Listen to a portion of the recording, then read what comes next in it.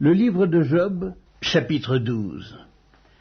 Job prit la parole et dit : On dirait en vérité que le genre humain c'est vous, et qu'avec vous doit mourir la sagesse. J'ai tout aussi bien que vous de l'intelligence, moi, je ne vous suis point inférieur, et qui ne sait les choses que vous dites. Je suis pour mes amis un objet de raillerie quand j'implore le secours de Dieu.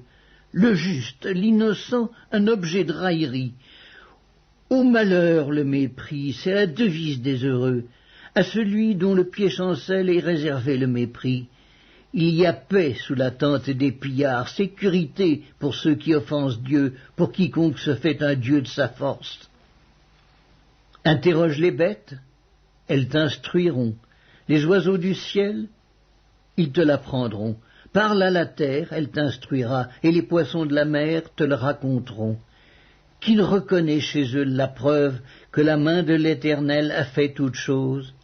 Il tient dans sa main l'âme de tout ce qui vit, le souffle de toute chair d'homme. L'oreille ne discerne-t-elle pas les paroles comme le palais savoure les aliments? Dans les vieillards se trouve la sagesse et dans une longue vie l'intelligence.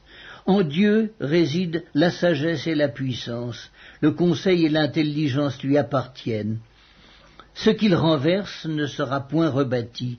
Celui qu'il enferme ne sera point délivré. Il retient les eaux et tout se dessèche. Il les lâche et la terre en est dévastée.